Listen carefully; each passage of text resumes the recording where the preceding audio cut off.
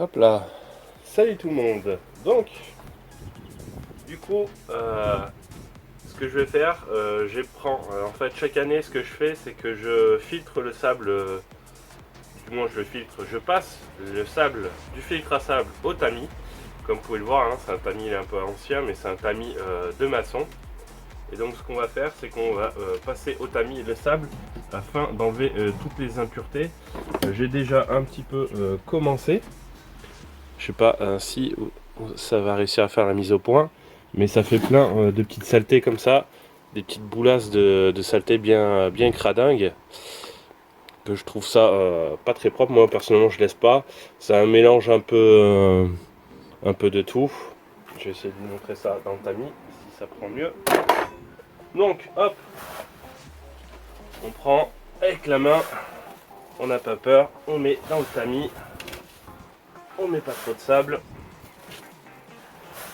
Tac. Hop. Donc on tamise, on tourne un peu pour changer de temps en temps pour quand même tamiser malgré que certains endroits se bouchent. Hop là. Donc on tamise au maximum jusqu'à quand il reste que les saletés. Voilà. Donc je vais essayer de vous montrer ça à la caméra. Vous voyez ça en fait, c'est toutes les petites saletés qui restent. Si j'approche trop près de la caméra, en fait ça fait des sortes de petites boules un peu franchement pas très belles, hein. Ça fait des petites boules noires en fait, ça peut être le cumul, on voit il y a même des poils qui y sont accrochés, hein, en fait. Simplement c'est ça peut être des feuilles, tous les détritus qui sont restés dans le sable, qui sont mélangés au milieu du sable, du filtre à sable, en faisant les backwash. Donc du coup, c'est pour ça que moi je préfère bien mélanger, sans compter qu'on met de la crème solaire. La crème solaire laisse des vieux dépôts au niveau du sable et ça permet de faire des petites boules comme ça, sans compter les poils, les cheveux, tout ce qui s'ensuit. C'est franchement dégueulasse.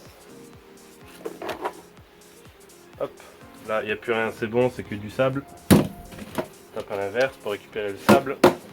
Et on continue à tamiser le sable.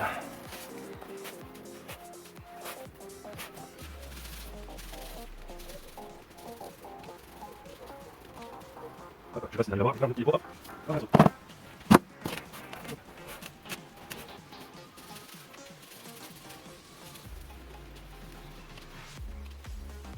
Voilà, hop. Encore une fois, toutes les saletés. On voit pas trop à la caméra, hein, mais ça fait plein de petites boules un peu noires. Franchement, pas très propre, hein. Hop là, on va enlever le tamis derrière. Voilà, fait des petites boules comme ça un peu. C'est bien dégueulasse. Ah, caca.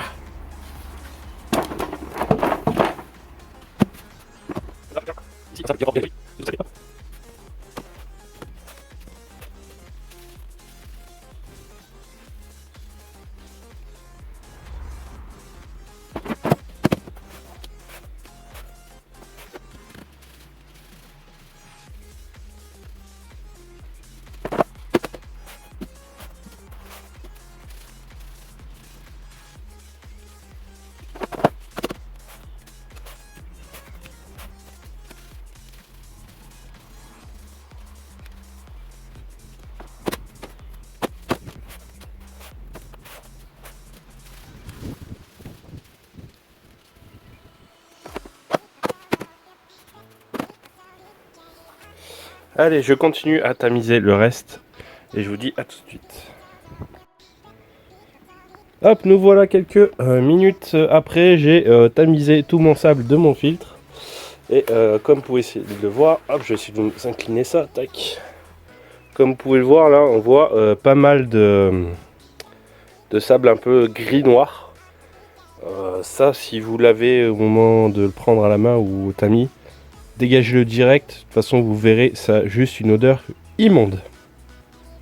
Donc maintenant que j'ai tamisé tout mon sable en fait, je vais pouvoir passer à la remise en route bientôt, du moins par la suite, du filtre à sable que vous voyez juste ici. Donc je vais vous montrer brièvement l'installation que j'ai fait. Hop là, d'abord de l'extérieur. Donc du coup, comme vous le voyez là, je vous montrer peut-être de l'autre côté, ça sera un peu plus sympa. Hop là, voilà. Donc ici est au refoulement de la pompe là-bas au bout. En fait, pour passer les tuyaux sous terre proprement et que ça aille justement dans le local technique, ce que j'ai fait en caméra off, du coup, c'est qu'on a acheté avec mon paternel du tuyau de chantier de 90. En fait, c'est du tuyau de chantier pour mettre le câblage EDF. Donc du coup, on les a installés et on les a ramenés dans le local technique. Donc, comme vous pouvez le voir, hop là, on a fait ressortir ici l'arrivée d'eau qui passe dans le coin ici pour arriver jusqu'à la pompe. Et bien sûr, on a essayé de faire attention qu'elle soit pas trop coudée. Donc la pompe, je vous parlerai, j'essayerai de vous faire une petite vidéo comment diagnostiquer une panne sur une pompe pour savoir si elle est vraiment morte ou pas. Parce qu'à l'intérieur, il y a un condensateur. Donc continuons. Donc j'ai préinstallé toute l'installation en fait pour voir un peu ce que ça a donné et surtout pour pouvoir justement faire venir ici le tuyau de refoulement de l'eau qui repart propre vers la piscine. Comme vous pouvez le voir, mon filtre à sable en lui-même a changé. J'en avais un peu marre de l'ancien, que ça fuit un peu de temps à autre. Je me suis pas embêté. Vu que le joint étoile, si vous avez suivi un peu les vidéos de la chaîne, le joint étoile commence à être fatigué. Du coup, j'ai racheté complètement un filtre à sable. Donc du coup, comme vous venez de le voir, je vous ai montré, j'ai tamisé le sable. Donc du coup, on va pouvoir procéder au remplissage du filtre à sable en lui-même. Hop là. Donc, je vais vous montrer comment installer un système complet de filtration.